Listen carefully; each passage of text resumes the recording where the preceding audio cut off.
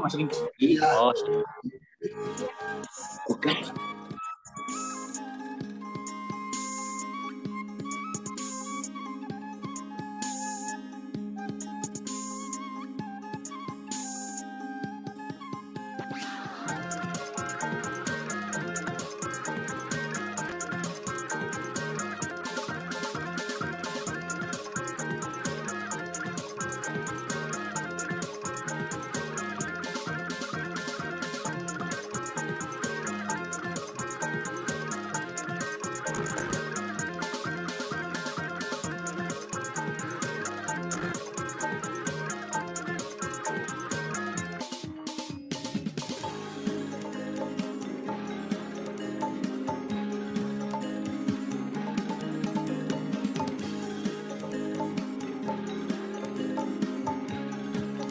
Ya, Bapak Ibu, sekali lagi mohon untuk menyalakan kameranya karena untuk kali ini rapat setiap minggu itu di-upload di YouTube ya Bapak Ibu. Jadi kalau bisa dinyalakan kameranya.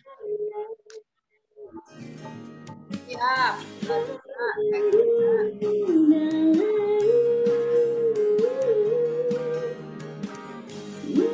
Siap.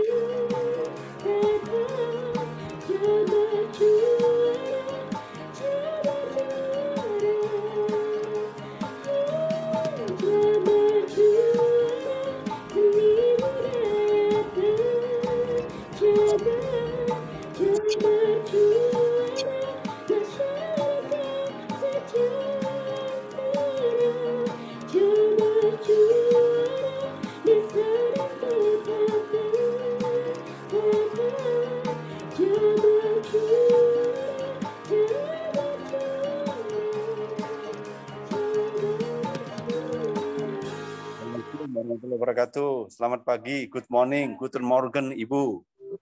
Waalaikumsalam. Waalaikumsalam. Morning, Ju.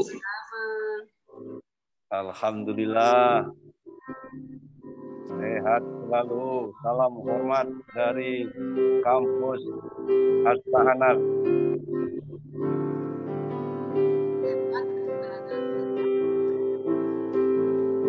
Terima kasih Pak Haji Giono. Pak Een, assalamualaikum, Pak pengawas kita. Masya Allah. Sehat Pak. Sehat selalu. Terima kasih. Sehat Gimana terus, kabar? Pak. Ya. Siap. Iya, Pak ini anak-anak lagi KBM ini sudah. Baik Bapak dan Ibu, selamat pagi semuanya. Kita mulai saja rapat Pinggon pagi ini. Silakan Teriska untuk dipandu. Ya, terima kasih Ibu kasih pelayanan. Assalamualaikum warahmatullahi wabarakatuh, Bapak Ibu. Mohon sekali lagi untuk memute-kan Pak TB Zoom meeting-nya masing-masing. Ya, sekali lagi Bapak Ibu untuk memute-kan Zoom-nya karena rapat mingguan akan segera dimulai. Siap, Mbak Rizka. Yang terhormat Kepala Cabang Dinas Pendidikan Wilayah 4 Provinsi Jawa Barat, Bapak Haji Ainur Hasan APMSI, Bapak Kasubag TU Cabang Dinas Pendidikan Wilayah 4 Provinsi Jawa Barat, Bapak Rizky Widya Pratama SE, Ibu Kasih Pengawasan Wiwin Widjawati SHMM, Ibu Kasih Pelayanan Risa Silvana SSTP MAP. Yang saya hormati Bapak Ibu Pengawas, Kepala SMA, SMK, SLB Negeri dan Swasta di lingkungan Cabang Dinas Pendidikan Wilayah 4 Provinsi Jawa Barat, beserta Kasubag TU Sekolah, serta tidak lupa juga rekan-rekan staf KCD 4 yang berbahagia. Rapat Mingguan Selasa 22 Februari 2022 dimulai. Diawali dengan mendengarkan lagu Kebangsaan Indonesia Raya dan Jabar Juara.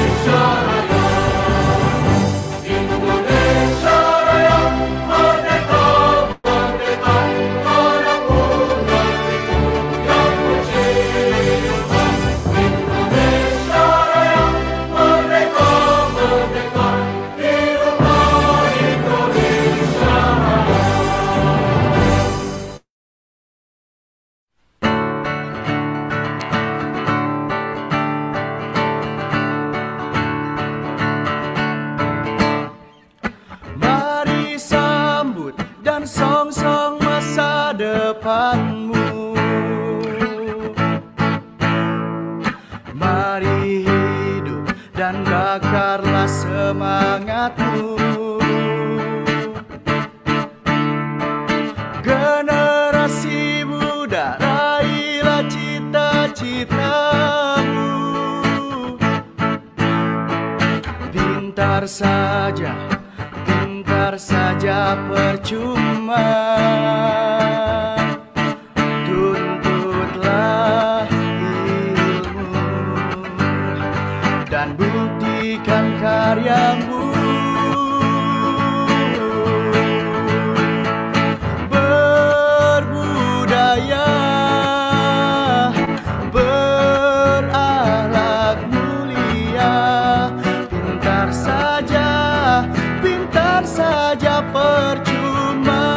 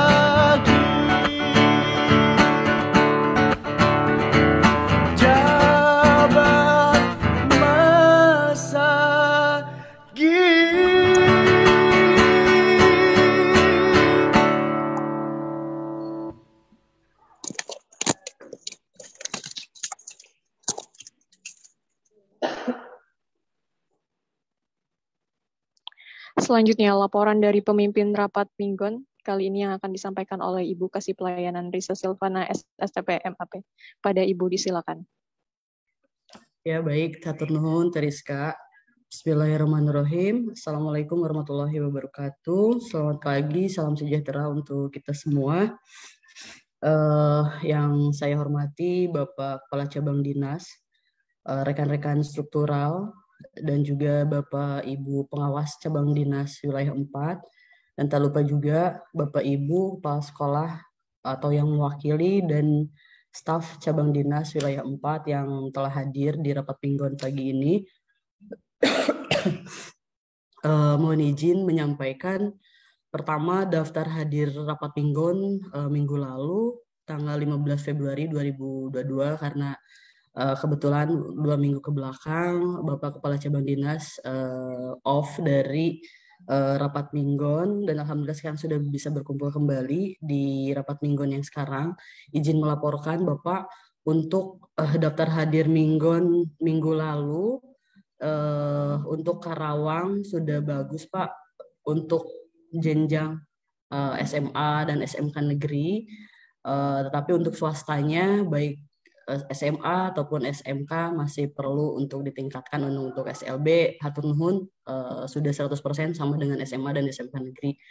Kemudian untuk Subang kita bisa lihat di sini sama juga seperti yang swasta, SMA dan SMK swasta masih perlu untuk ditingkatkan, dan terima kasih kepada SMA dan SMK negeri dan juga SLB sudah bagus kehadirannya.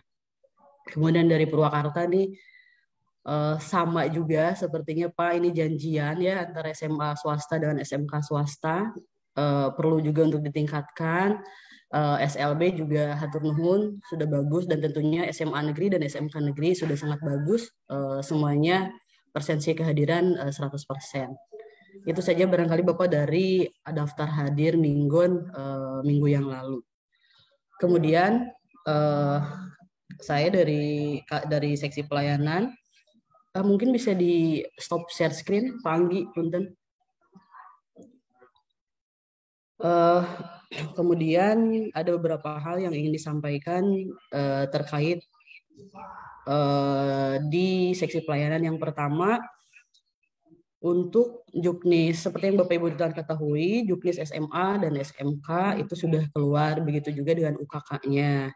Nah, silakan Bapak Ibu untuk dipelajari dan dipedomani. Dan kemudian untuk UKK, terutama UKK mandiri, itu ujian kompetensi baru bisa dilaksanakan apabila TUK-nya sudah diverifikasi oleh tim verifikasi dari cabang dinas.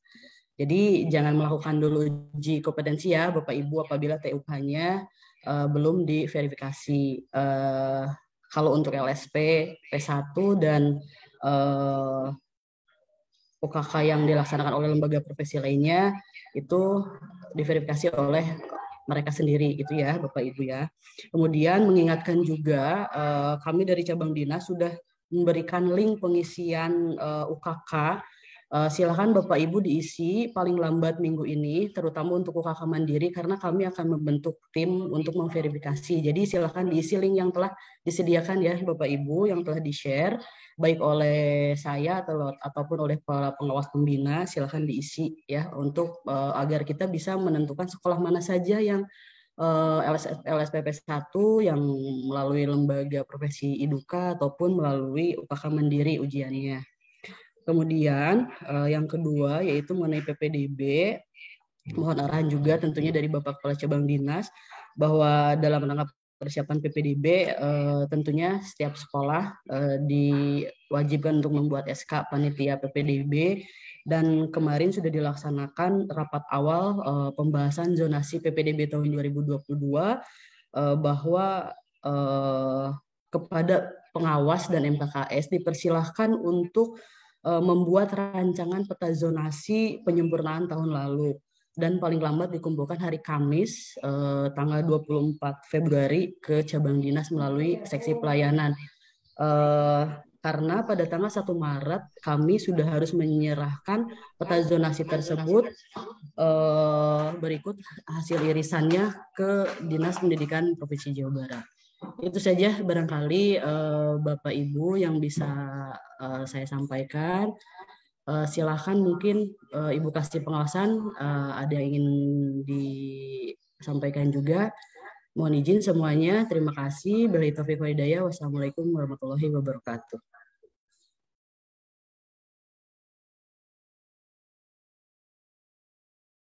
Silakan Kak Rizka dilanjutkan. Ya, mangga Ibu, terima kasih. Selanjutnya mungkin ada yang ingin disampaikan dari Ibu Wiwin Widiawati, Bu. Ya, sebentar. Izin.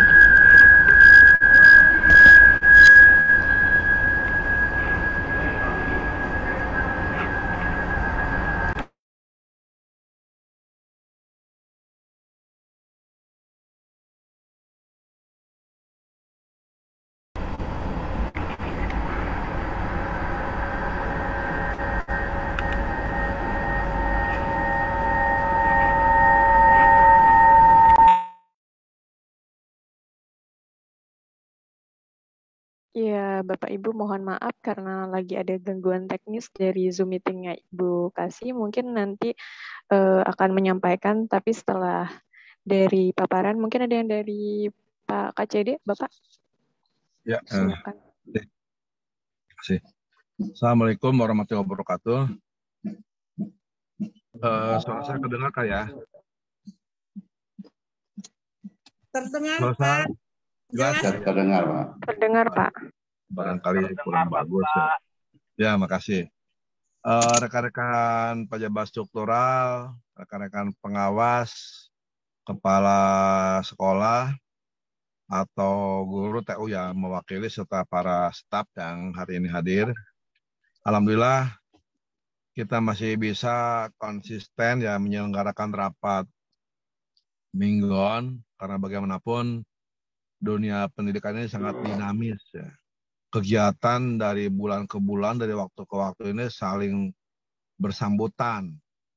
Aturan dan kebijakan juga silih berganti sehingga kalau media komunikasinya tersumbat, wajar ya kalau terjadi mismanagement di antara kita. Untuk itu, ke rekan-rekan pengawas dorong agar setiap sekolah bisa hadir di rapat mingguan ini. Saya paham sekolah banyak kegiatan, tetapi kan sekolah ini kan bukan manajemen tunggal ya. Sekolah ini kan tim manajemen.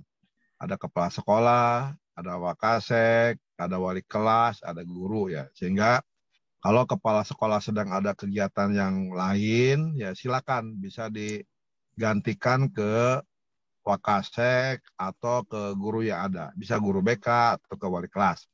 Ya tolong diupayakan, karena saya kira tanpa komunikasi yang baik ya, saya kira banyak sekali informasi di luaran sana yang perlu kita luruskan. Sementara kegiatan-kegiatan fisik kita batasi. Ya. Sehingga media-media seperti ini menjadi sangat penting menurut saya. Tapi lain hal mungkin ada beberapa sekolah yang merasa nggak penting. Tapi ya menurut saya apapun modelnya, komunikasi ini jadi bagian terpenting dari sebuah manajemen yang baik. Ya. Nanti ke pengawas tolong diingatkan agar para kepala sekolah bisa hadir, setidaknya bisa mewakilkan. Kemudian apa yang dibahas disampaikan, dicatat untuk ditindaklanjuti di sekolah masing-masing. Itu yang pertama. Yang berikutnya saya mohon maaf 2 minggu kemarin off karena memang sedang pemulihan kesehatan. Kalau pakai Zoom begini suara saya jadi kudu kencang. Memang tenggorokan saya bulat. Jadi kalau harus ngomong seperti ini agak pelan begini malah bisa keselak gitu ya. Sehingga 2 minggu kemarin suara saya kurang bagus, kesehatan belum baik, sehingga saya tidak ikut di mingguan di 2 minggu kemarin. Beberapa hal yang perlu diperhatikan oleh kita semua. Yang pertama, untuk sekolah negeri, BOPD, non-PNS sudah cair. Silakan disampaikan dan silakan digunakan oleh para guru non-PNS. Karena yang cair nggak banyak, hanya baru 4 cabang dinas. yang lainnya belum. Mudah-mudahan pola manajemen kita, kerjasama kita yang baik ini bisa terus berlanjut agar proses pencairan anggaran-anggaran sekolah juga bisa efektif dan cepat. Tanpa itu ya repot emang gitu ya. Sehingga tolong nanti termasuk juga BOS. Anggaran BOS tolong diperhatikan untuk tahun ini seluruhnya menggunakan non-cash ya. Jadi tidak ada, apalagi ini ada beberapa kasus laporan dari bank, ada sekolah negeri yang mencairkan BOS dengan cash. Kita pasti membuat teguran tertulis ya. Kalau teguran 1 masih diabaikan, itu bisa ke teguran 2. Teguran 2 diabaikan, maka sanksinya bukan teguran. Bisa hukuman disiplin, apakah penundaan pangkat, penundaan KGB, bahkan bisa ke hukuman disiplin yang lebih berat dari itu, misalkan penurunan pangkat. Nah, ini sudah kebijakan pemerintah, khusus sekolah negeri, tidak ada yang berupaya mencairkan anggaran dengan pola cash. Seluruhnya non-cash. Jadi tolong para kepala sekolah, perhatikan betul para bendaharanya. Komunikasi yang baik, jangan sampai kepala sekolah nggak hafal, nana tangan aja. Karena pasti yang namanya pencairan adalah tanda tangan kepala sekolah. Kalau tanda tangannya dipalsukan, tegur. Jangan dibiasakan, dibiarkan. Nah, itu perilaku yang tidak baik dan tidak bertanggung jawab. Lagi untuk pencairan anggaran seluruhnya non-cash.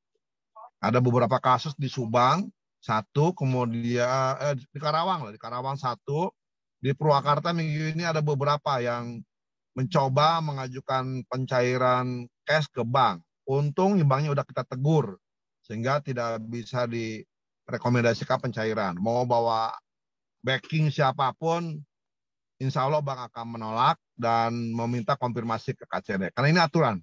Sehingga tolong nanti sekolah negeri diperhatikan, para kepala sekolah, tidak ada yang mencairkan cash, anggaran BOS maupun anggaran BOP ya. Seluruhnya harus menggunakan non-cash.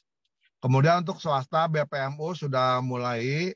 Saya baru dapat tadi malam data list pagu anggaran maksimal per sekolah swasta yang ada di SK Gubernur tentang penjabaran anggaran untuk hibah ke sekolah.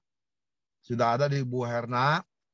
Silakan nanti sekolah-sekolah swasta mengajukan BPMU selama tidak melebihi pagu anggaran yang ditetapkan per sekolahnya, maka anggaran itu kita gunakan. Atau bisa jadi anggaran yang real kebutuhan di sekolah sesuai dengan jumlah siswa di bawah pagu. Maka yang dipakai adalah data real, bukan data penjabaran. Itu yang untuk sekolah swasta. Silakan segera, kita harapkan di bulan Maret untuk BPMU sekolah swasta bisa segera cair ya di tahap 1. Yang berikutnya ini terkait dengan PPDB. Tadi Bu Kasih sudah menyampaikan. SK Panitia KCD sudah selesai, tinggal nanti setiap sekolah negeri swasta segera membuat SK Panitia PPDB sekolah. Segera disiapkan dan tinggal copy tahun kamari, copy edit ya gitu. Lengkapi sedikit aja. Diharapkan di minggu ini SK tersebut sudah ditembuskan ke KCD. Kita diminta untuk merekapnya. Termasuk sekolah swasta ya. Silakan SK PPDB disiapkan. Dan minggu ini pula kita minta tim di KCD agar segera menetapkan rekomendasi kuota PPDB. Sekolah negeri maupun sekolah swasta. Yang menetapkan sih nanti masing-masing sekolah. Memang kewenangan penetapan kuota itu kepala sekolah. Tetapi KCD berhak membuat rekomendasi penetapan kuota PPDB. Bahkan untuk negeri, walaupun SK kepala sekolah belum keluar, penetapan kuota, maka di aplikasi PPDB, kuota itu sudah terkunci sesuai dengan rekomendasi yang dikeluarkan oleh KCD. Untuk negeri, untuk swasta karena memang tidak masuk ke aplikasi, saya harapkan agar disiplin sesuai dengan kuota yang kami tetapkan. Kuota itu kan pagu maksimal, artinya nggak mesti segitu. Karena ada sekolah swasta yang sarana banyak, ya kita kasih kuota banyak sesuai dengan sarana dan jumlah guru. Manakala PPDB ya sesuaikan dengan kebutuhan sekolah. Karena kuota yang kuota yang kita keluarkan itu pagu maksimal. Misalkan kita merekomkan 10 rombel, ternyata sekolah swasta hanya butuh 5, ya di penetapannya 5, jangan 10. Karena kalau yang direkomkan oleh kita hanya pagu maksimal, termasuk negeri. Kalau di KCD sudah menetapkan pagu maksimal 10 rombel, itu yang dipakai. Tapi kalau sekolah merasa berat karena jumlah gurunya nggak sebanyak itu, boleh ngajukan keberatan ke KCD. Atau kebalik, kita menetapkan 5, sekolah merasa butuh 8. Silakan ngajukan keberatan dengan data. Karena kami menetapkan kuota, merekomkan kuota PPDB by data. Dari mana datanya? Jumlah ruang kelas yang kosong, jumlah ruang kelas total dikurangi kelas 10 dan kelas 11. Itulah kuota PPDB. Tapi bisa jadi data kami salah. Sehingga sekolah-sekolah negeri boleh ajukan keberatan. Pak, tahun ini kita ada dari komite tambahan 2 RKB. Ya, silakan laporkan ke kita sehingga kita bisa mengoreksi kuota PPDB. Itu ya. Kemudian juga nanti rekan-rekan pengawas yang ditunjuk sebagai ketua tim pemetaan zonasi nanti bekerja sama dengan MKKS untuk menetapkan zonasi PPDB. Zonasi ini bukan tentang sekolah negeri, zonasi ini bukan tentang SMA, tetapi zonasi ini tentang sekolah-sekolah di zona itu. Baik SMA, SMK, negeri, swasta, SMP, madrasah, dan aliyah. Sehingga kita harapkan peta zonasi ini dibuat seideal mungkin. Berapa lulusan SMP dan madrasah di zona itu harus seimbang dengan kapasitas kuota SMA, SMK, dan aliyah. Harus dihitung. Jangan sampai lulusan SMP madrasah ada 5.000, rombel SMA, SMK, aliyah untuk 7.000. Nah, berarti itu peta zonasinya keliru, nggak ideal. Tetapi kalau lulusan SMP dan madrasahnya 5.000, kemudian kuota SMA, SMK, aliyah di zona itu 5.100, 5.000 kurang seetik, itu wajar lah. Itu tidak harus sama persis lah.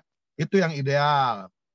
Artinya dari aspek akademis, ya, teoritis, bahwa seluruh lulusan SMP madrasah itu tertampung di SMA, SMK, dan aliyah di zona itu. Bagaimana persentasenya? SMA itu 40%, SMK 60%. Yang pasti yang SMA, siswa lulusan SMP madrasah dipastikan masuk ke sekolah di zona itu. SMK itu menjadi kumulatif sekabupaten. Jadi 60% di zona itu nggak mutlak milik zona itu, di kumulatif sekabupaten. Karena lulusan SMP dan madrasah masuk ke SMK bisa bebas. Nggak terikat dengan zona-zonaan. Tetapi tetap penghitungannya menjadi sama, ya. Agar tadi ketemulah nilai ideal, agar lulusan SMP madrasah seluruhnya bisa tertampung di SMA, SMK, dan aliyah.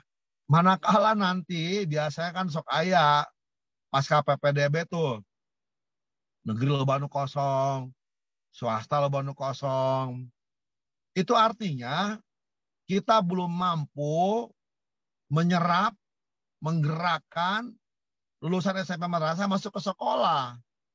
Sehingga sangat aneh kalau terjadi ada yang kosong. Ya mungkin masalah kan secara teknis banyak ya. Mereka ada yang bekerja, ada yang tidak mau sekolah, macam-macam lah. Tapi itu kan sangat fleksibel, artinya masih bisa diupayakan ya. Tapi prinsipnya harusnya dengan pemetaan zonasi ini, sekolah negeri dan swasta harus mendekati penuh. Kalau terlalu banyak yang kosong, maka ini menjadi evaluasi kita. Berarti sosialisasi kita kurang maksimal. motivasi masyarakat kurang maksimal. Kemudian ya kinerja kita, koordinasi kita dengan aparat setempat, desa, kecamatan juga perlu dioptimalkan karena kita nggak bisa bekerja sendiri. Mendorong masyarakat untuk menyekolahkan anaknya memang kewajiban kita, tetapi kita tidak bisa bekerja sendiri. Kita butuh RT, kita butuh RW, kita butuh desa, butuh kecamatan. Insya Allah kita akan dorong mereka membantu kita agar menggerakkan para siswa lulusan SMA madrasah untuk bisa melanjutkan sekolah. Banyak hal saya kira alasannya ya, termasuk yang bekerja. Karena ini juga terikat dengan Disnaker, bagaimana kebijakan mereka agar membatasi, bisa menghindari anak-anak SMP dan madrasah langsung bekerja. Belum lagi kebijakan-kebijakan lainnya yang memang menjadi bagian penting yang juga ikut menentukan. Setidaknya bagian kitanya dikerjakan. Jangan sampai kita menunjuk orang lain, ini 3 jari, 4 jari menunjuk diri kita. Itu tuh Disnaker, budak SMP bisa kerja. Nunjuk ke orang. Padahal yang 4 nunjuk kita gitu. Apa yang belum clear? Kita belum mampu menunjukkan ke masyarakat bahwa sekolah kita baik. Kita belum maksimal sosialisasi. Banyak sekali. Artinya kita memang boleh nunjuk orang, tetapi sambil nunjuk orang, mari kita tunjuk diri kita juga agar kita sama-sama bekerja. Itu ya.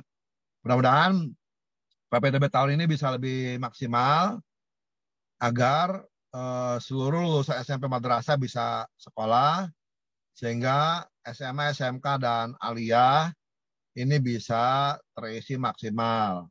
Termasuk juga kejar paket C, itu juga bagian pilihan. Jadi pilihan siswa itu mau ke SMA boleh, ke SMK boleh, ke aliyah boleh, ke paket C boleh. Karena apapun pilihan itu akan menyumbang APK jenjang pendidikan menengah atas ya. Jadi kita tetap mendorong juga bagi yang memang tidak bisa ke SMA, tidak bisa ke SMK, tidak bisa ke aliyah, mereka bisa kejar paket C atau menggunakan program SMK PJJ ya. Semua kita coba sajikan karena pilihan ada di masyarakat ya, sesuai dengan orientasi mereka ke depan. Itu ya untuk PPDB. Kemudian kaitan dengan pandemi, saya kira pemberitaan di media, di TV, di YouTube juga sangat beragam ya. Rekan-rekan, kita boleh optimis bahwa pandemi itu akan berakhir. Tetapi tolong kita harus belajar ke sejarah. Nah, hidup kita hari ini, hidup kita ke depan, itu sudah terjadi di masa-masa lalu. Hanya mengcopy paste saja gitu. Copy paste dan kombinasi saja gitu. Artinya kemungkinan yang akan terjadi yang sedang terjadi saat ini dan ke depan, kita bisa melihat masa lalu kita. Ya, itu yang terjadi ya. Kalau misalkan kita ayeuna baong, ya tinggal cek aja zaman dulu yang bawang-bawang bakal gimana ya akan terjadi ke depan gitu. Itu contoh ya. Termasuk juga pandemi. Kita dari awal saya udah menyampaikan jangan berpikir pandemi selesai 1-2 tahun. Tetapi banyak sekali para guru kita, manajemen sekolah kita berpikir kagak beres. Artinya kita tidak mempersiapkan apa-apa dengan berpikir seperti itu. Coba cek, karena pandemi itu bukan sekarang. Zaman dulu juga kita pernah mengalami pandemi. Ada yang pandemi dulu tuh DBD, ada yang polio, ada banyak sekali pandemi di masa lalu kita gitu ya. Pandemi itu bisa selesai rata-rata antara 5, 4 sampai 6 tahun. Jadi nggak ada yang namanya pandemi 1-2 tahun beres. Kalau 1-2 tahun beres, namanya endemi. Kalau pandemi itu bisa sampai 6 tahun. Bahkan bisa jadi sampai 10 tahun ya. Jadi artinya gini, bukan khawatir yang kita munculkan. Kita adalah kaum intelek. Sekolah itu kaum intelek. Di sekolah itu dalam 1 hektar, itu puluhan sarjana. Belasan S2. Coba di masyarakat sedesa, berapa sih sarjananya? Jadi sekolah kaum intelek. Harus jauh lebih prospektif, lebih adaptif, lebih bisa mempersiapkan diri ketimbang masyarakat. Jangan kita meniru masyarakat. Oh, di sana bisa seenaknya. Masa kita nggak seperti itu? Itu kebalik. Kita jadi contoh. Masyarakat, contoh nih kami di sekolah menghadapi pandemi itu kudu kieu. Harus begini dong kalau berhadapan dengan pandemi. Pasar, lihat kami. Warga, lihat kami.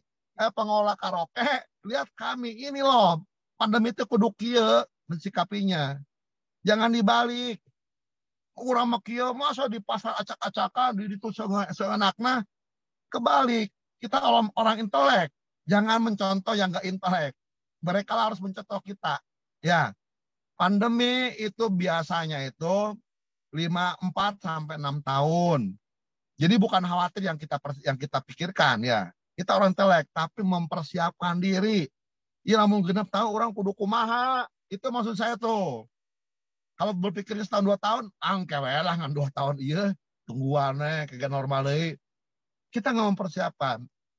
Jadi pikirnya kita untuk memikir prospektif, kita berpikir yang buruk dulu. Oh, kalau 6 tahun kumaha ya? Apa yang kita kerjakan? Di sekolah kan ada TPMPS.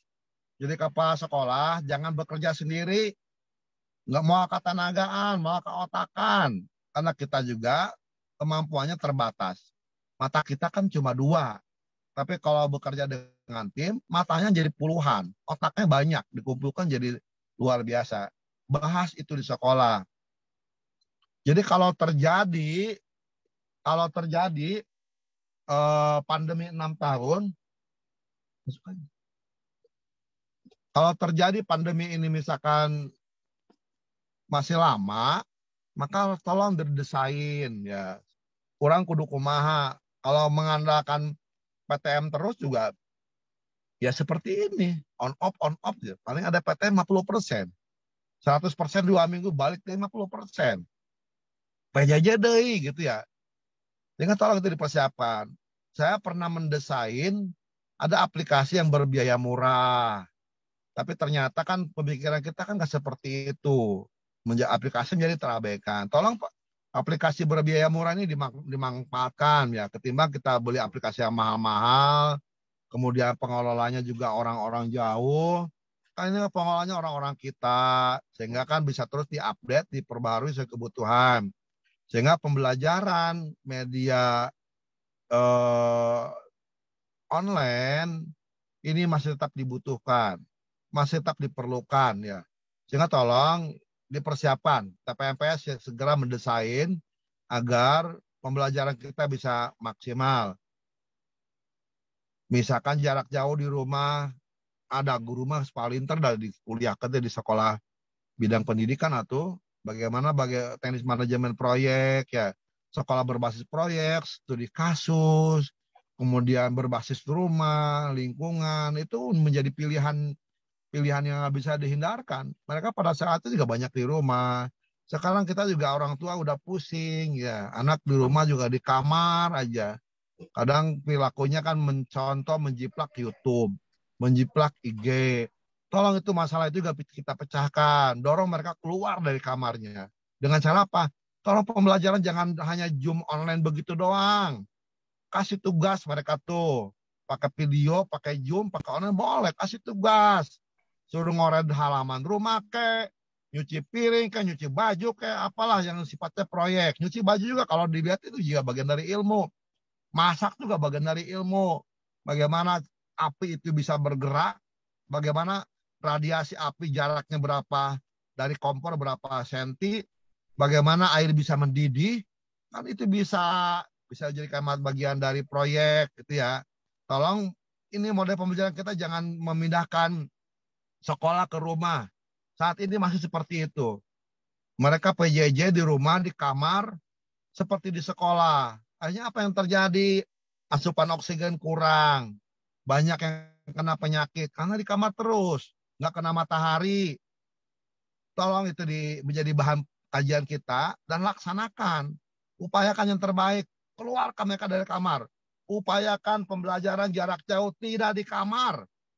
Keluarkan mereka dari kamarnya. Ketemu dengan kakak adiknya. Ketemu dengan saudaranya, ketemu dengan orang tuanya, ketemu dengan ruang tamu, ketemu dengan ruang tengah, ketemu dengan halaman. Tolong itu, kalau ini nggak dibiasakan, Ini 2-3 tahun, 6 tahun anak-anak kita mau jadi apa? Mereka hidup dengan handphonenya hanya berbasis kamar. Nggak tahu apa yang terjadi. Pendidikan karakternya nggak terbentuk. Tapi kalau keluar dengan proyek, maka itu bagian dari pendidikan karakter.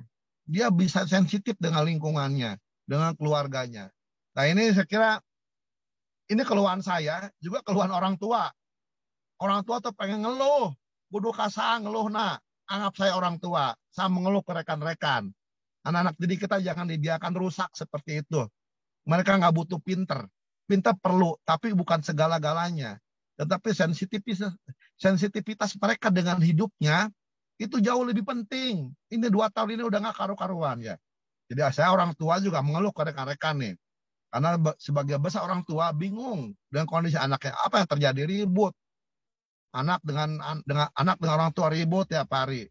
Karena apa? Anak udah mulai berani melawan. Kenapa? Dididik oleh YouTube, dididik oleh IG, Koreaan segala macam. Mereka berani melawan orang tua.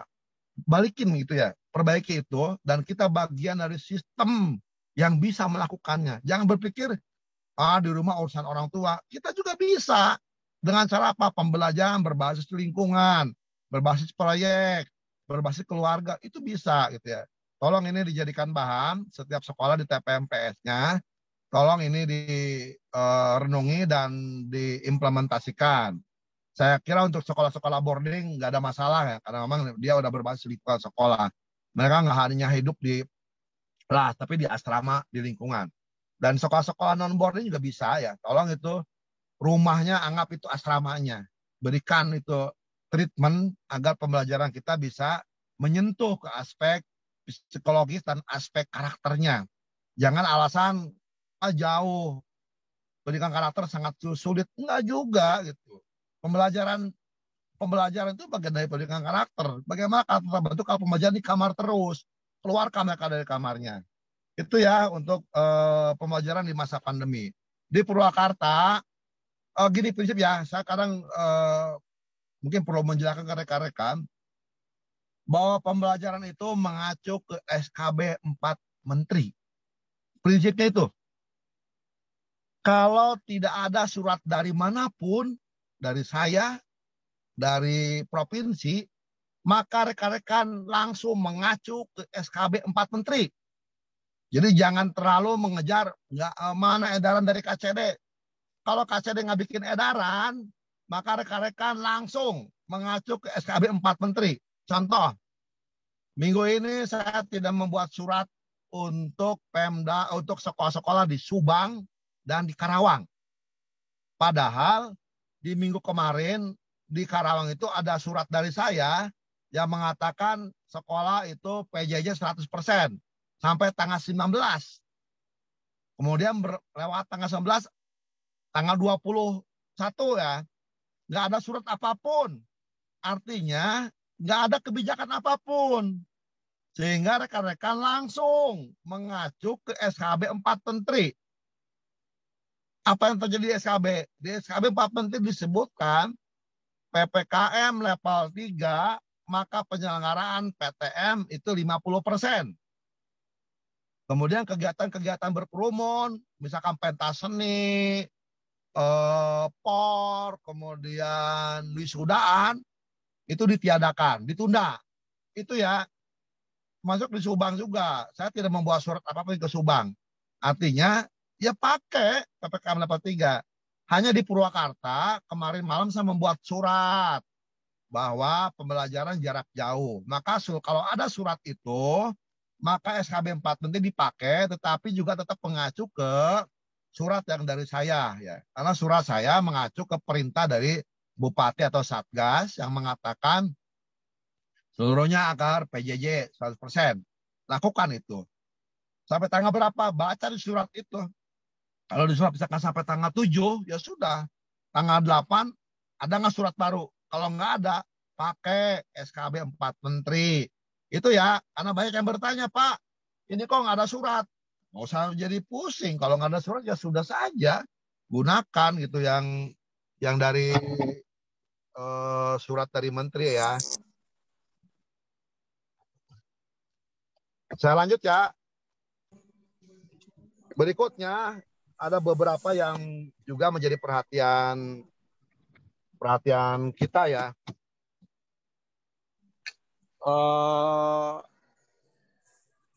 Taruh. Saya buka pada rimbonnya. Terkait dengan yang SMK nih, SMK tadi Bu Kasih sudah memberikan gambaran terkait dengan kegiatan uji kompetensi ya. Ini kurang naik juga. Terus ya. Terkait dengan uji kompetensi. Nah, ini juga menjadi perhatian. Kita akan coba mengkaji penyelenggaraan uji kompetensi. Karena saya kemarin diskusi dengan pengawas, termasuk dengan Pak Ajim dan beberapa pengawas bergantian. Kita memang pengawal pendidikan, tapi kita juga pengguna hasil pendidikan ya. Saya melihat SMK, ini pribadi ya, kalau salah silakan dikoreksi lah. Namanya juga manusia, suka ada salah ya. SMK zaman Kiwari dengan zaman baheula kok beda gitu ya. Baheula mah saya lihat lulusan SMK tuh hebat gitu ya. Hebat gitu. Jadi kerja tuh gampang weh gitu ya. Kerja tuh gampang tuh juga akhirnya. Memang jumlahnya juga sedikit ya. Tapi kalau lihat sekarang lulusan SMK tuh untuk mencari kerja ripuh gitu ya. Masalahnya banyak. Salah satunya adalah karena jumlah juga yang banyak. Tapi ada masalah lain yang lebih substantif. Saya lihat SMK tuh punya 2 sertifikat. 1 ijazah kelulusan, kedua ijazah kompetensi lah gitu ya, sertifikat kompetensi. Saya menghendaki mereka lulus silakan saja. Karena memang paket lulusannya kan 3 tahun 4 tahun ya. Silakan aja kalau kasih sertifikat, ijazah. Karena paket pembelajaran sudah beres. Tetapi tolong sertifikat kompetensi ini tolong diobral. Sertifikat kompetensi ini harus betul-betul menunjukkan kompetensinya. Ini akan coba kita desain, rancang, agar sekolah-sekolah tidak semudah itu mengeluarkan sertifikat kompetensi. Karena ini kuncinya yang menunjukkan kualifikasi anak-anak SMK.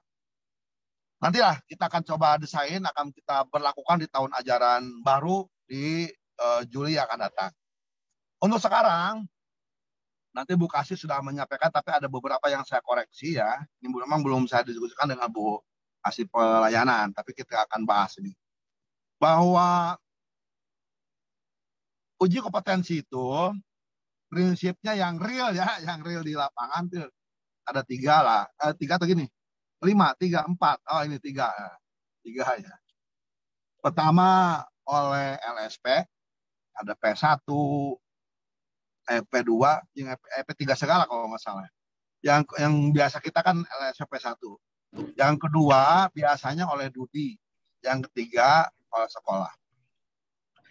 Untuk UKK tahun ini akan coba kita tertibkan.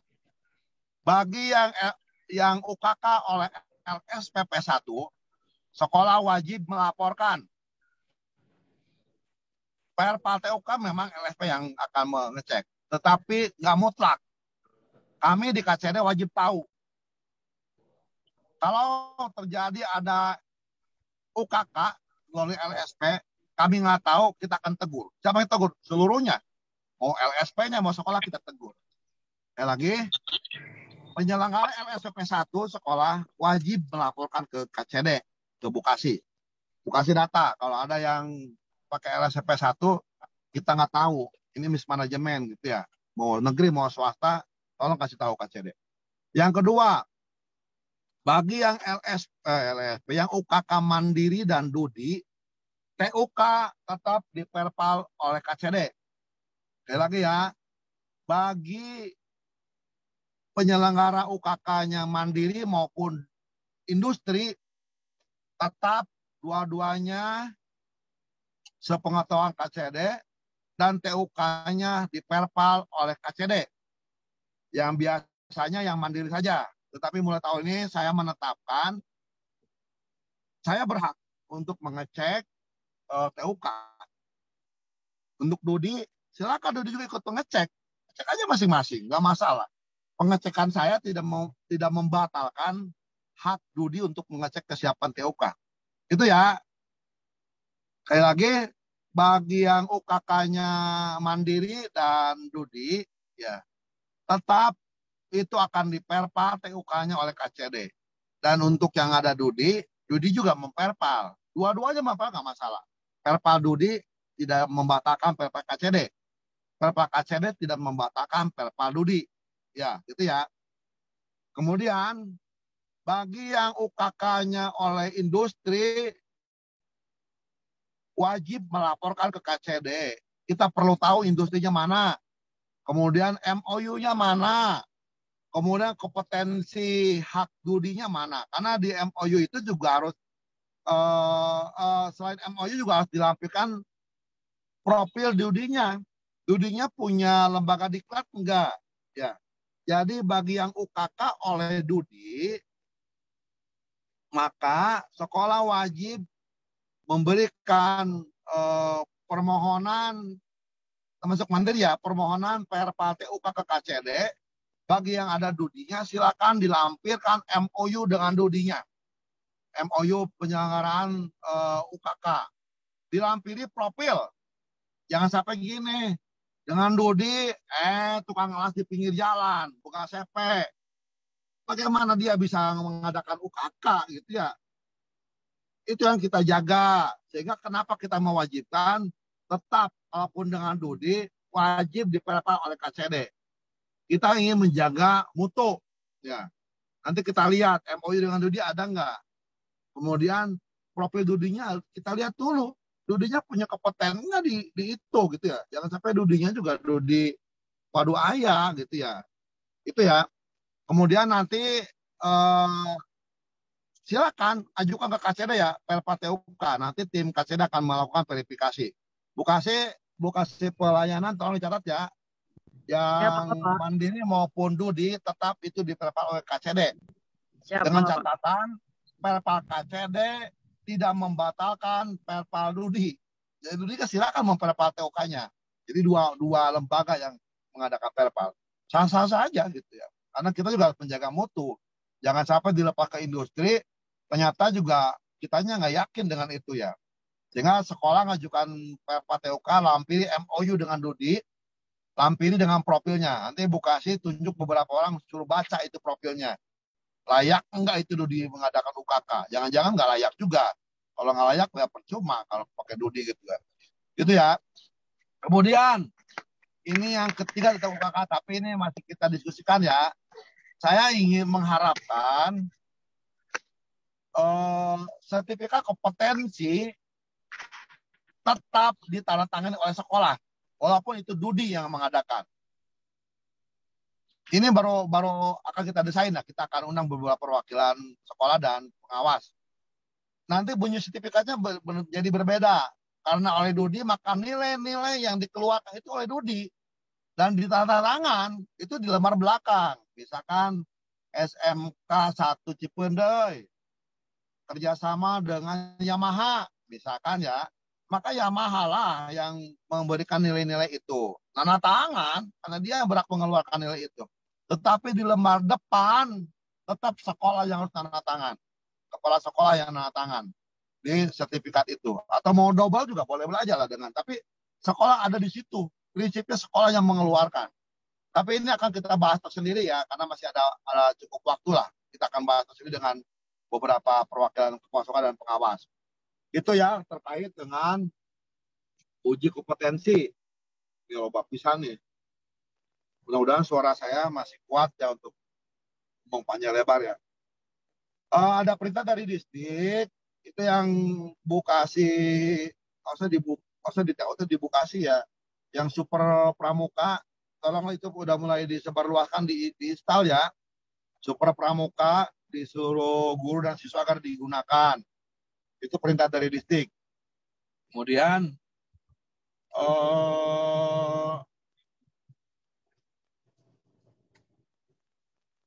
pungutan nih agak rame nih, di Subang agak rame. Saya minta kepala sekolah, ini urusan negeri ya, ada swasta mah nggak dilarang ya. Kepala sekolah perhatikan betul bahwa kita dilarang ada pungutan. Jangan terjebak membingungkan antara, membenturkan ya, membolak-balikan antara sumbangan dan pungutan. Saya kira rekan-rekan kalau fair ya, kalau berpikir sederhana, sangat gampang lah membedakan pungutan dengan sumbangan ya. Yang bikin ribet itu karena orang sorangan ngalilir gitu ya. Sehingga karena orang ngalilir, liur sorangan.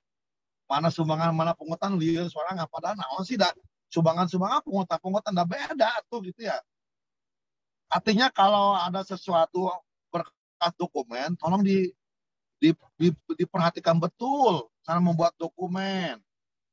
Kemudian yang namanya komite juga diawasi. Tolong jangan juga komite memungut. Yang boleh oleh komite itu menerima sumbangan. Kalau sekolah, sumbangan pungutan itu menang. Ya, pungutan itu menang, sumbangan itu menang. Kalau manajemen sekolah. Tapi kalau komite itu boleh menerima sumbangan. Boleh. Tolong proses pengambilan sumbangan, proses manajemen sumbangan mulai dari perencanaan sampai eksekusi, tolong itu diawasi oleh sekolah, dibantu oleh sekolah. Jangan sampai kitanya menjadi bagian yang keliru. Ini ada kasus, ini nggak usah sebutkan ya, tapi ini bukan saya menjelekkan sekolah juga, ini menjadi pembelajaran buat yang lain. Kasus komite meminta sumbangan untuk sarana dari uang PIP. Uang PIP. Ini manajemennya keliru, manajemen sumbangannya. Kan gini, yang nerima PIP diundang. Ini saya uraikan biar jadi pembelajaran ya. Ini sudah masuk di Polres nih, saya nggak tahu harus gimana kalau udah ke aparat hukum, saya nggak bisa intervensi ya.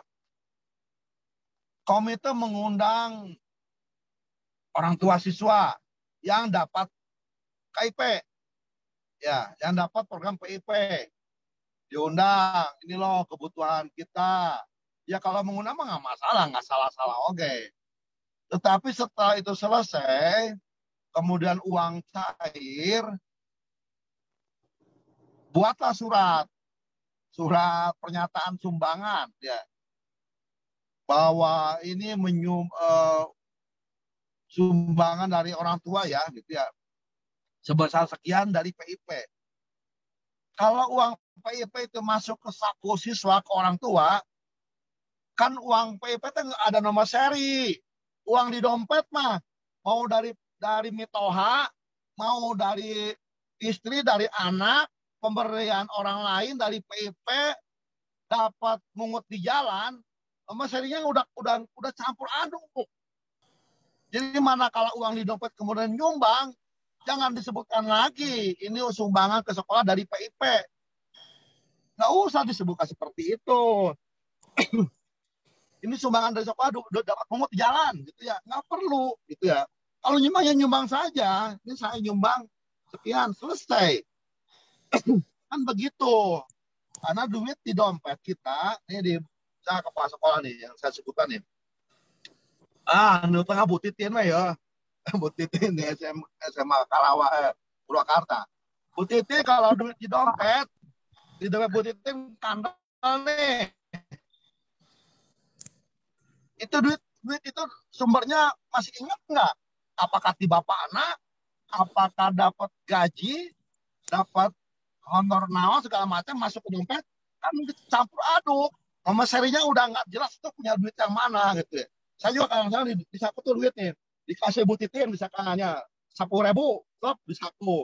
Dikasih Pak Makmur 10.000 lep di saku. Manakala saya belanjakan, saya nggak tahu ini duit nyuti Pak Makmur atau butitin. Karena nggak apa nama serinya. Sehingga manakala saya nyumbang ke sekolah, nggak perlu juga disebutkan dari PIP. nyumbang saja. Ini disebutkan dari PIP. Sehingga kesan sumbangannya hilang. Yang muncul adalah pungutan PIP. Itu kesalahan pertama. Ini sedang ditelusuri oleh kepolisian. Ini saya khawatir sekolah tolong itu hentikan. Ya. Tidak ada pungutan ke PIP. Ya. Dan pungutan ke apapun. Yang boleh ada sumbangan. Jadi jangan pungutan berbalut sumbangan. Sumbangan dari PIP. Sumbangan di situ tuh bahasa doang. Tetapi dari aspek formal itu pungutan. Gitu ya. Itu pungutan. Bukan sumbangan. Sumbangan itu tidak mengikat. Jadi kan mengikat ke PIP. Itu kelirunya. Itu kekeliruan yang pertama. Berikutnya apa yang keliru? Berikutnya yang keliru adalah uang yang disumbangan dari orang tua siswa itu diserahkan ke pegawai sekolah. Ke mau PNS mau honor. Harusnya itu masuk ke bendahara komite. Namanya sumbangan, duitnya masuk ke komite, ke bendahara. Bukan ke TU sekolah. Bagaimana kalau bendahara nggak ngerti manajemen keuangan? Boleh dibantu sekolah.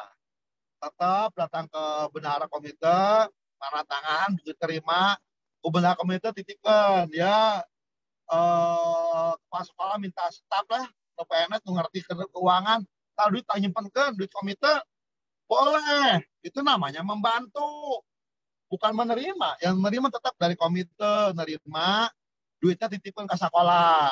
Nah, komite mau terbuka berangkas. Ini sekolah, titiplah pengcatatkan, penuliskan, boleh. Kemudian juga kesalahan yang berikutnya, penggunaannya itu harus komite yang menentukan. Ini mah duit masuk ke sekolah, ke pegawai sekolah, kemudian dikerjakan oleh ke sekolah. Ngebangun ruangan, rehab ruangan. Komite tenyahoan. 3 kesalahan beruntun. Sudah mah PIP dipungut, duitnya masuk ke sekolah, bukan ke bendahara komite, dikerjakan juga atas inisiatif sekolah juga. Komite nggak tahu. Nah, ini 3 kekeliruan. Itu panjang urusannya gitu ya. Dan tolong ini tidak terjadi di sekolah.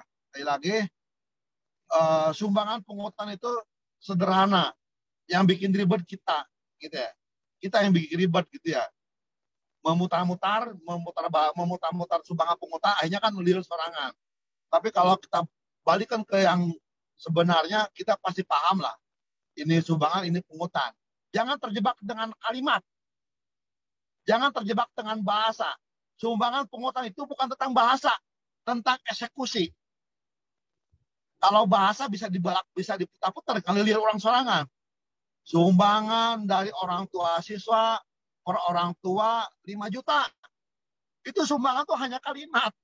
Tapi substansinya pungutan. Jadi jangan terjebak dengan kalimat lisan. Dengan bahasa. Tetapi substansi yang diperhatikan. Ya, saya lihat karena rekan-rekan kadang ada terjebak dengan kalimat. Pak ini sumbangan, ini judul lagu sumbangan. Ya itu kan kalimat gitu. Kalimat bisa berganti-ganti, bisa iuran, bisa donasi, bisa mayoran gitu ya. Itu kalimat, tetapi substansinya harus tahu gitu ya. Itu ya. Kemudian orang tenggorokan geus teu kuat euy. Terakhir nih ke sekolah dan pengawas ya.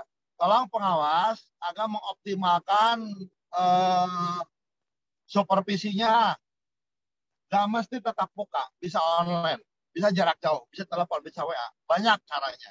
Dan saya minta ke rekan-rekan sekolah, jadikan pengawas itu teman. Jadikan pengawas itu partner. Dan pengawas tong anu killer. Saya minta pengawas dengan sekolah itu partner. Babaturan, tempat heureuy. Pengawas itu teman kita. Temannya guru, baturna kepala sekolah. Jadi kerja bareng-bareng. Insya Allah kalau model itu terjadi, komunikasi kita akan baik. Ada masalah dengan guru, lapor ke pengawas. Biasakan kepala sekolah komunikasi ke pengawas. Ajak ngobrol. Pun pengawas galak kereyan. Bere kopi, ajak ngopi di warung. Wah, galak ke. Pak, dia galak pernah ngobrol gitu. Saya minta pengawas itu partner. Ya. Kepala sekolah, tolong jadikan pengawas itu partner. Apa-apa perlu lapor ke pengawas. Jangan menjauhi pengawas. Pengawas itu kepanjangan tangan saya. Jadi kepala sekolah tolong, apapun yang terjadi di sekolah, lapor ke pengawas, ajak ngobrol, nggak usah formal, informal juga boleh. Pak pengawas, saya masalah ngobrol aja nggak apa-apa. Insya Allah pengawas kita juga terbuka. Karena rekan-rekan jauh, jadi kencang pengawasnya oke gitu ya. Harus tahu apapun yang terjadi di sekolah, kasar nama ranting jatuh wae, jarum murah wae, kudunya apa pengawasnya. Tapi kalau mau tahu bagaimana, kalau sekolah kita lapor. Jadi sekolah negeri dan swasta biasakan lapor ke pengawas. Ajak komunikasi pengawas. Jangan formal doang. Informal. Karena informal jauh lebih baik. Ayah warung di luar, udah ajak ngobrol pengawas di warung yuk. Gitu. Berarti sabar ngopi matuh gitu ya. Ajak ngopi di warung. Ngobrol, Pak. Saya masalah kia. Ya bareng-bareng lah. Sehingga pengawas bisa masuk ke sekolah leluasa. Kemudian bisa telepon guru. Itu ya. Jadikan pengawas partner kita agar apapun yang terjadi di sekolah pengawas bisa tahu. Mudah-mudahan dengan cara begitu, insya Allah kita banyak tenaga ya, banyak dibantu satu sama lain saling melengkapi. Karena bagaimanapun nggak ada orang yang sempurna. Pengawas juga nggak sempurna, kepala sekolah nggak sempurna. Tapi kalau ketidaksempurnaan ini dikumpulkan orang-orangnya, maka yang nggak sempurna saling melengkapi satu dengan yang lainnya. Saya kira itu saja. Suara saya sudah habis ya. Mudah-mudahan apa yang saya sampaikan bisa dipahami. Dan jaga kesehatan. Bagaimanapun kesehatan ini menjadi penting agar kita bisa bekerja optimal. Saya kira cukup ya. Terima kasih. Assalamualaikum warahmatullahi wabarakatuh. Waalaikumsalam warahmatullahi wabarakatuh. Terima kasih Bapak Ainur Hasan atas arahannya. Mungkin berikutnya akan ada yang disampaikan oleh Ibu Kasih Pengawasan pada Bu Wiwin, disilakan. Ya, terima kasih. Yang terhormat Bapak Kepala Cabang Dinas, yang saya hormati Kasubag TU beserta Kasih Pelayanan, yang kami hormati Bapak Ibu Pengawas, yang kami hormati Bapak Ibu Kepala Sekolah beserta Wakasek Kasubag TU, dan juga serta rekan-rekan staf cabang dinas yang saya hormati. Izin menyampaikan beberapa hal yang perlu kami sampaikan untuk Bapak Ibu ketahui, diantaranya adalah berdasarkan surat nomor 807/459 Kadisdikdil 4 perihal hasil penilaian prestasi kerja kepala sekolah tahun 2021, menindaklanjuti surat dari Dinas Pendidikan Provinsi, di mana apabila Bapak Ibu keberatan dengan hasil nilai tersebut, maka Bapak Ibu dapat mengajukan keberatan tersebut kepada kami mulai dari tanggal 21 sampai dengan 25 Februari 2022 dengan menyertakan dokumen atau bukti autentik pendukung disampaikan melalui seksi pengawasan. Adapun hasil PPKKS untuk sekolah swasta, Bapak Ibu pengawas pembina dapat menyampaikan langsung pengumuman tersebut kepada binaan sekolahnya masing-masing.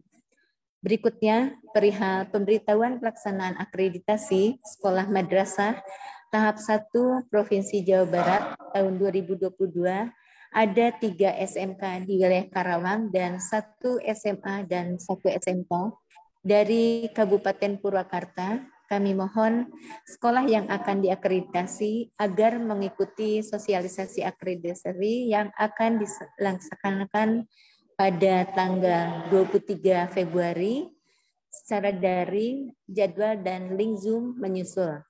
Sedangkan mengisi DIA atau dia dan upload dokumen di Sitpena pada tanggal 23 Februari sampai dengan tanggal 13 Maret, di mana visitasi akreditasi sekolah madrasah tahap 1 akan dilaksanakan pada tanggal 16 sampai dengan 17 Maret 2022.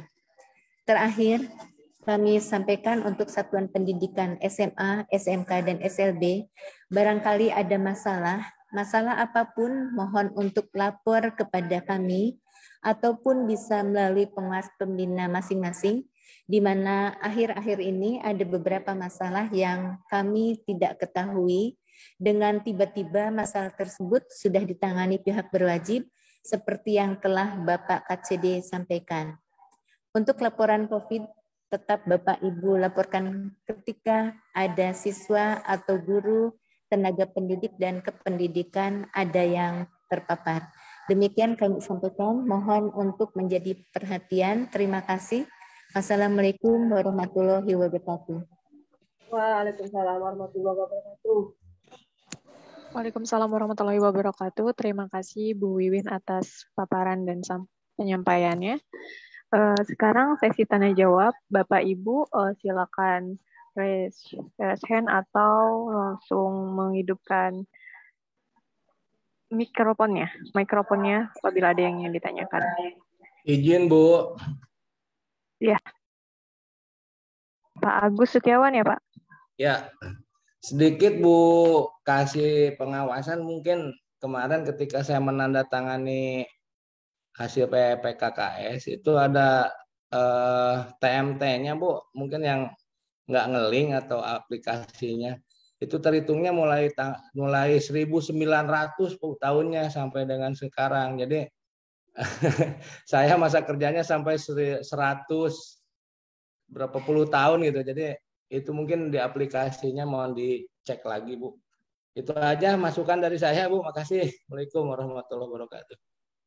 Ya, siap. Terima kasih Pak Agus atas masukannya. Nanti kami sampaikan kepada pengawas pembina atau minimalnya kepada tim penilai yang waktu itu menilai SMA Negeri Cikampek 1 Cikampek. Terima kasih Pak. Mudah-mudahan tidak semua Bu, tidak semua di sekolah karena aplikasinya itu harus di aplikasi Bu itu mah. Ya, siap.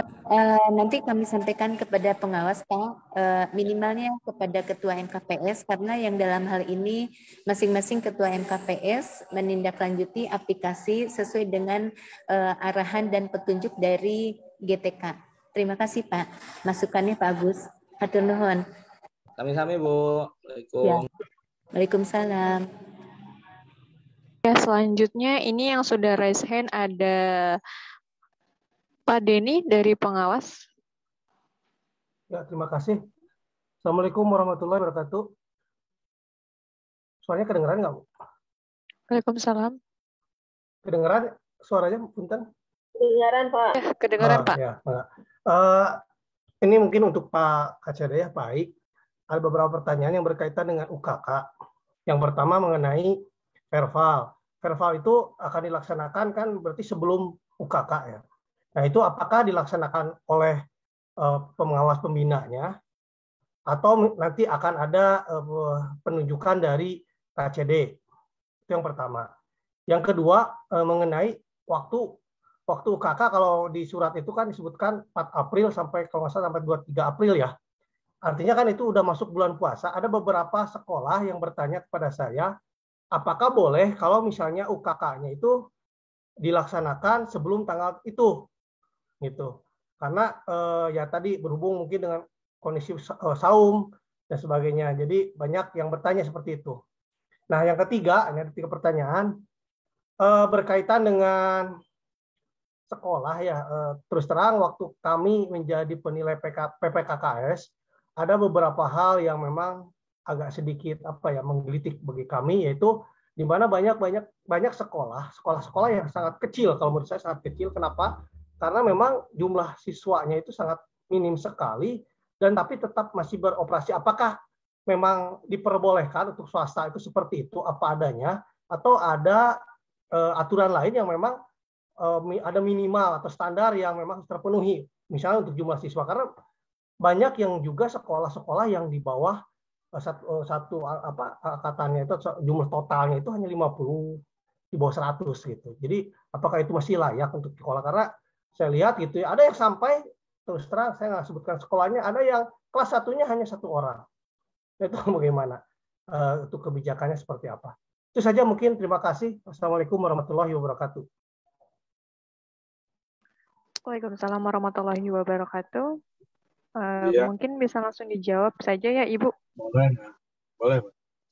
Saya jawab ya, Bu Rika. Oh iya, mangga Bapak. Ya. Pak KCD. Saya videonya nggak dibuka ya, lagi nyetir ya. Jadi gini, UKK ini ada tahapannya kan.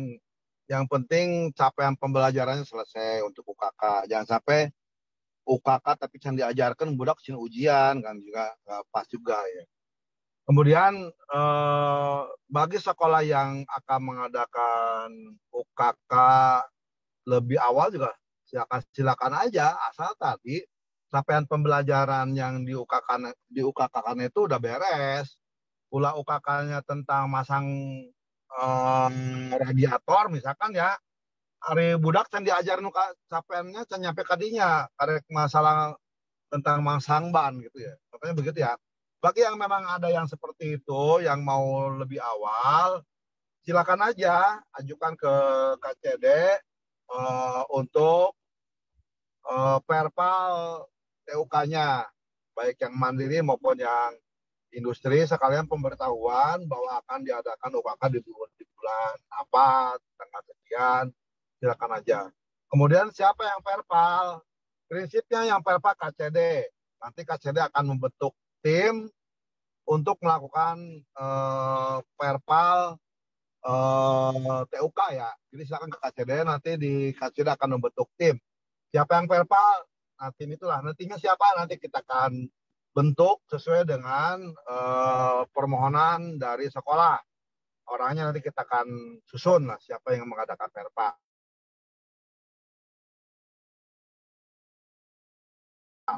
Kemudian relatif sedikit ya. Ya memang ini sangat dilema ya. Dulu saya dulu pernah ada rencana kementerian membatasi siswa minimal 60 orang. Tapi saya nggak tahu nih, kebijakan itu kemudian tidak jalan, karena itu kebijakannya dari pemerintah ya, tidak jalan, dan sampai hari ini tidak ada tindak lanjutnya. Sehingga konsekuensinya, selama itu pembelajarannya ada, ya jalan saja. Gitu.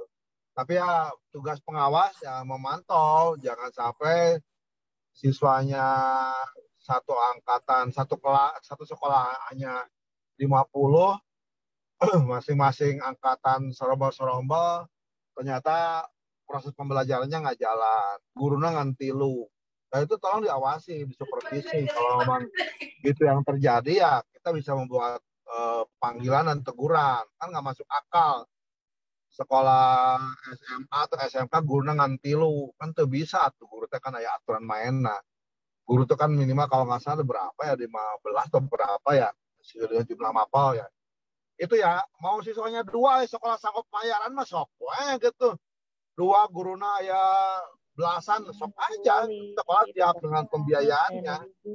Gitu ya, tapi kalau ngandalkan dari bos doang, ya untuk membayar gurunya mau dibayar berapa. Itulah sebabnya pengawas betul-betul mengawasi. Kalau terjadi pembelajaran itu tidak ideal, jauh dari standar, ya kita panggil, kita tegur. Nggak boleh itu dibiarkan. Tetapi pemerintah tidak memberikan batasan. Sempat ada tetapi tidak jalan, bahkan dicabut ya, bahwa masih diberikan kelonggaran sekolah walaupun siswanya di bawah 60 untuk tetap mengadakan pembelajaran. Artinya ya tadi, dengan catatan hak siswa dipenuhi. Pendidikan yang bermutu ya dipenuhi. Kalau memang siswanya 2 orang sekolah sanggup, ya silakan aja. 2 orang siswa gurunya ya belasan, ya sok-sok aja. Tapi kan kalau hanya mengandalkan dari bos kan nggak mungkin. Sehingga itulah tugas kita untuk mengawasi, kita berikan pembinaan. Kalau memang nggak sanggup ya siswanya suruh dipindahin. Saya kira itu ya. Makasih ya. Ya, terima kasih Pak. Ya, terima kasih Pak. Ya, mungkin ada yang ingin ditambahkan dari Bu Kasih Pengawasan. Ibu? Ya, terima kasih.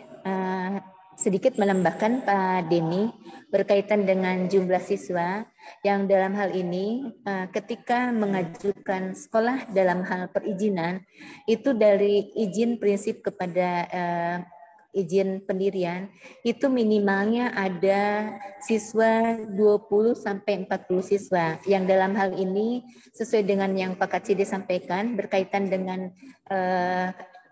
dari aturan kementerian itu memang sudah sejak lama wacana ketika kurang dari 60 itu harus di merger, akan tetapi sampai saat ini belum juga aturan itu direalisasikan sehingga minimalnya 20 sampai 40 itu masih bisa operasional kembali kepada izin pendirian dan juga izin operasional. Terima kasih.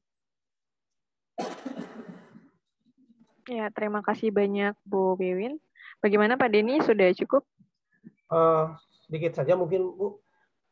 Selain mungkin tadi ada tambahan sedikit buat perhatian juga buat teman-teman pengawas semua. Karena kebetulan waktu PPKKS saya menemukan ada beberapa sekolah yang menurut saya sangat minim, bukan hanya masalah jumlah siswa gitu Bu ya Pak, tetapi juga berhubungan dengan proses pembelajarannya. Ada yang sekolah pembelajarannya itu ada seminggu 3 kali, yang memang gurunya pun sangat minim sekali gitu. Itu tolong jadi catatan gitu. Artinya ada pembinaan selanjutnya bagi pengawas pembinanya, karena saya juga bingung gitu ketika kita mau menilai, kalau dinilai secara ini pasti kecil sekali gitu, karena memang jumlah siswa tidak memadai, kemudian proses pembelajarannya juga ya sama gitu, tidak sesuai dengan standar. Nah, seperti itu mungkin Bu. Terima kasih Bu. Ya, siap, terima kasih Pak Denny atas masukannya. Mohon juga dalam hal apapun, karena di sini pengawas adalah kepanjangan dari kami, cabang dinas dengan satuan pendidikan, mohon untuk dilaporkan kembali dan juga berkaitan dengan pembelajaran, itu sudah menjadi tugas dan tanggung jawab para pengawas selaku pengawas binaan di binaan sekolahnya masing-masing. Terima kasih. Ya, baik Ibu, terima kasih juga. Selanjutnya mungkin sudah ada yang raise hand. Ini ada Ibu Nina Nurhayatin dari SMKN Tegalwaru. Bagaimana Ibu Nina? Assalamualaikum. Terdengar suaranya? Ya, terdengar Pak. Ya. Silakan Pak. Saya mewakili Ibu Nina. Ada beberapa pertanyaan. Yang pertama itu untuk terkait PPDB, karena kan kita tahu sendiri bahwa PPDB itu hajat besarnya sebuah sekolah ya. Saya ingin menanyakan apakah untuk juknisnya sudah ada, juknis PPDB untuk tahun ini, jangan sampai mepet ke bulan-bulan pelaksanaan gitu. Makanya sekolah bisa mempersiapkan dari sekarang seperti itu. Itu terkait PPDB. Yang kedua, ini permasalahan sekolah kami. Kebetulan saya di SMKN Negeri Tegalwaru. Di sekolah kami, di wilayah kami, ada satu SMK swasta yang melakukan kelas jauh. Nah, ini saya ingin mempertanyakan apakah peraturan kelas jauh itu memang berlaku. Terus gimana peraturannya? Karena kami sangat riskan, lumayan ada banyak juga, sekitar 1-2 kelas yang melaksanakan kelas jauh di sangat dekat dengan wilayah SMK Tegalwaru. Dan juga karena itu saya melihat ke sana, meneliti warganya, ternyata di sana hanya seminggu sekali atau seminggu 2 kali. Masih nyambung dengan Pak Denny tadi, pengawas itu bagaimana?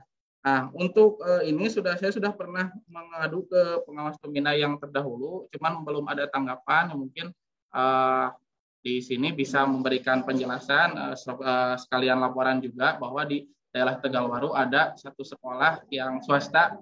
Bila perlu saya sebutkan di sini, tapi takutnya ada terjadi sesuatu, paling nanti aja kalau diminta. SMK swasta yang melaksanakan kelas jauh di wilayah SMK Tegalwaru. Mungkin itu saja Bu yang ingin saya tanyakan. Terima kasih. Ya, terima kasih Bapak atas pertanyaannya. Ya, Pak KCD. Iya boleh. Jadi gini ya, Untuk PPDB, juknisnya belum keluar, sedang kita proses. Tetapi tahapan persiapan sudah dimulai. Tugas tim di KCD dan tim kan di situ ada pengawas, ada PKS ya, itu sedang menyusun peta zonasi dan rancangan rekomendasi kuota PPDB. Tugas sekolah segera menyusun kepanitiaan. Jadi tidak harus menunggu juknis. Silakan kepanitiaan PPDB dibuat, kemudian segera dilaporkan ke KCD. Nanti Bu kasih pelayanan, ya, segera dia siapkan link laporan ya. Kita butuh segera data rekap sekolah-sekolah yang sudah menyiapkan SK kepanitiaan PPDB, termasuk di dalamnya ada itu ya, sekretariatnya di mana, kemudian pengaduannya juga disiapkan. Jadi kepanitiaan itu masuk pengaduannya, karena bagaimanapun itu bentuk layanan kita kepada masyarakat. Yang kedua, kaitan dengan sekolah jarak jauh, itu segera dilaporkan, karena pengertian jarak jauh yang saya pahami begini ya, yang ini yang nggak boleh. Saya punya toko Indomaret di Karawang. Kemudian saya buka lagi Indomaret di Purwakarta. Itu jarak jauh. Jadi kalau saya buka lagi di Purwakarta, saya perlu izin dari ke Purwakarta. Buka Indomaret di Purwakarta ya, saya nggak bisa punya saya di Karawang terus, atau Indomaret terawihnya Hasan Maret lah. Saya punya Hasan Maret satu di Karawang.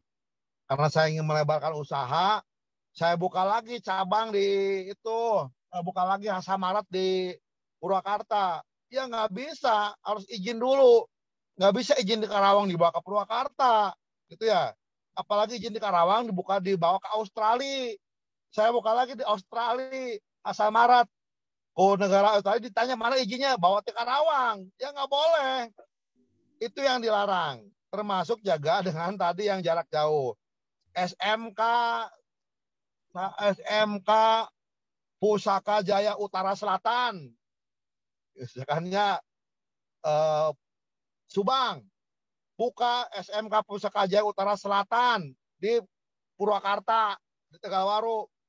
Ya dia kudu izin lagi di sana, ngajukan perizinan gitu ya. Nggak bisa itu dibuka di situ. Apalagi kalau bukanya di Amsterdam. Lebih parah lagi. Alasannya sudah ada izinnya gitu. Itu ya. Jadi tidak ada yang namanya izin seperti itu. Jadi harus betul-betul diajukan izin yang baru. Ya, gitu ya Pak. Jadi silakan dilaporkan ke KCD melalui pengawas. Nanti kita akan verifikasi. Baik, terima kasih Pak KCD. Ya, itu tadi sudah dijawab sama Pak KCD ya Pak, yang dari SMK Tegalwaru. Ya, terima kasih Bu. Ya, sama-sama. Selanjutnya ini ada yang sudah raise hand dari Bu Trinarti Ekajati SMKN Campaka. Ya, terima kasih. Bismillahirrahmanirrahim. Assalamualaikum warahmatullahi wabarakatuh. Pak Ai yang terhormat, pertama Pak mengenai PPDB, mengenai kuota. Ini kami sekolah masih satu atap Pak. Jadi untuk kita mentargetkan kuota itu kan harus berdasarkan data. Nah untuk data jumlah ruang sendiri memang banyak, tapi milik SMP. Namun barangkali yang menjadi pertimbangan lain jumlah guru yang ada. Nah jumlah guru yang ada pun untuk sampai saat ini guru kejuruan TKJ baru 1, tapi informasinya kami akan mendapatkan P3K sebanyak 7 orang untuk guru TKJ. Apakah itu bisa menjadi dasar acuan kami menentukan kuota? Kemudian satu orang dari jurusan AKL, katanya P3K akan masuk seperti itu. Itu yang pertama Pak. Kemudian yang kedua, saya menginformasikan bahwa kemarin kami sudah rapat dengan komite dan kami menyepakati akan menyebarkan surat surat kepada orang tua siswa Ini sangkutannya dengan sumbangan dan yang tadi Pak, sumbangan dan apa tadi? Pungutan ya. Nah, kami ini Pak hanya menghimbau kepada orang tua untuk melunasi tunggakan iuran komite yang belum dilunasi, khusus untuk kelas 12 itu Pak. Apakah itu dibenarkan? Karena masih banyak memang yang belum lunas. Terima kasih. Assalamualaikum warahmatullahi wabarakatuh. Waalaikumsalam warahmatullahi wabarakatuh. Ya. Ya, mangga Pak. Bu, kalau sumbangan itu ya ke DKM lah. DKM itu mau ngebangun selasar. Kemudian saya janji ke DKM saya 2 juta gitu ya. Kemudian saya karek mereka mas 1.000. Apakah itu dianggap tunggakan? Bukan. Ya. Yang namanya tunggakan itu kalau ada ikatan wajib. Sementara sumbangan itu tidak ada kewajiban. Kalau saya janji 2 juta baru ngasih 500, ya sah-sah saja. Tapi kalau sekolah mengingatkan bahwa saudara bahwa pembangunan ini belum selesai, mohon apabila akan menyumbang agar bisa masuk melalui ini gitu ya, melalui bendahara komite, boleh. Tapi kalau Anda menunggak sumbangan sekian, sumbangannya kan menjadi rancu gitu ya. Sumbangannya hanya bahasa aja. Yang namanya tunggakan itu tentang hutang, tentang kewajiban, itu namanya tunggakan. Tapi tentang sumbangan tidak ada tentang tunggakan, ya itu Bu ya. Jadi hindari menagih sumbangan. Sumbangan nggak bisa ditagih. Yang bisa ditagih itu hutang. Hutang itu kewajiban. Kewajiban itu ya pungutan. Itu ya. Bapak mohon maaf Pak. Jadi kalau seringkali seringkali orang tua ya, itu menanyakan, emang berapa lagi Bu? Gitu Pak. Jadi kita ada data ya. Boleh. Saya juga kan suka kan tanya Pak, emang saya dulu janji 2 juta udah ngasih berapa sih? Oh baru 500 Pak. Boleh gitu. Tapi bukan menagih. Ya, bukan menagih. Jadi bahasanya bukan seperti itu. Kalau mau, Anda dulu pernah berjanji akan menyumbang 2 juta. Tapi sampai hari ini kami sudah menerima 500.000. Boleh. Kan sama itu bahasa. Tapi dari bahasanya kan bukan nagih yang 1,5. Kalau nagih 1,5 itu namanya kewajiban gitu ya. Jadi yang 1,5 itu bukan jangan ditagih. Tapi kita menyampaikan bahwa rencana Anda akan menyumbang sekian. Ya rencana kan. Tetapi sampai hari ini Anda sudah menyumbang 500. Ya itu nggak apa-apa. Itu namanya laporan. Agar orangnya tahu dia sudah menyumbang 500. Jangan dibalik gitu ya. Anda berjanji menyumbang 1,5. Baru 500. Mana 1,5 nak? Nah itu namanya nagih. Gitu ya. Ya. Itu ya, gitu ya. Itu tolong dibedakan antara sumbangan dengan pungutan dari pembahasaan. Kita juga pasti tahu lah, faktanya sama. Dia baru ngasih 500, kurang 1,5. Fakta sama, penyampaian berbeda menjadi berbeda kan. Kalau pungutan, maka penyelesaiannya menagih yang 1,5. Kalau sumbangan, melaporkan bahwa Anda sudah menyumbang 500. Sementara kebutuhan masih ada. Udah aja begitu. Gitu. Yeah. Mau menyumbang lagi berapa ya sudah aja biarin dah. Itu namanya tidak mengikat gitu. Karena sumbangan. Itu ya. Kemudian yang tadi yang kuota PPDB, nanti kita akan siapkan data-datanya.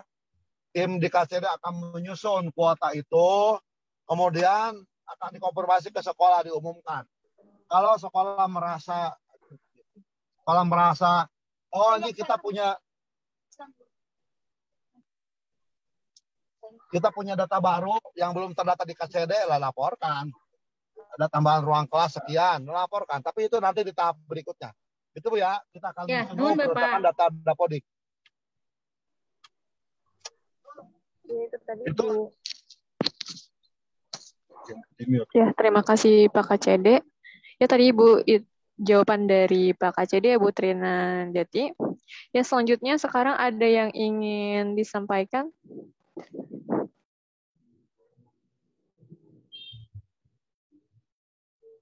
Bapak Ibu ada yang ingin ditanyakan lagi? Dipersilakan.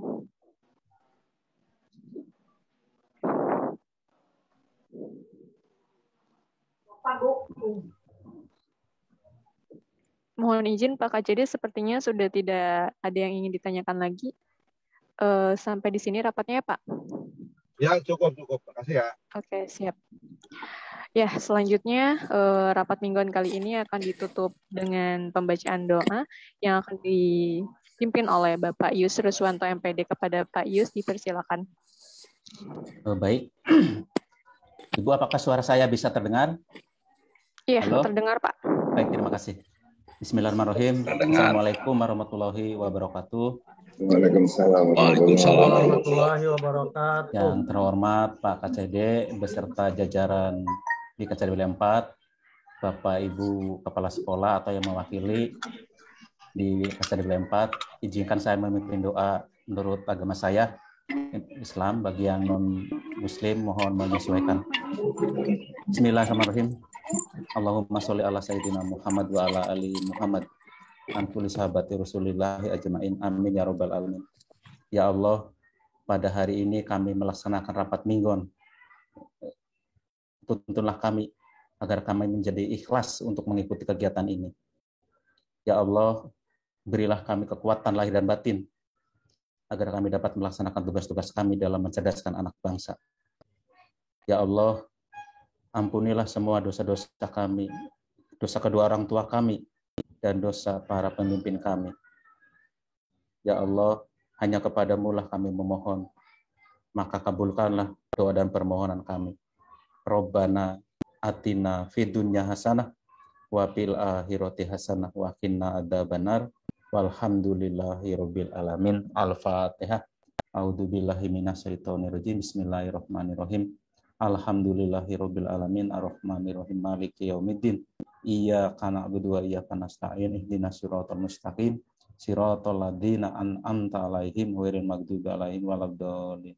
Terima kasih. Assalamualaikum warahmatullahi wabarakatuh. Waalaikumsalam warahmatullahi wabarakatuh.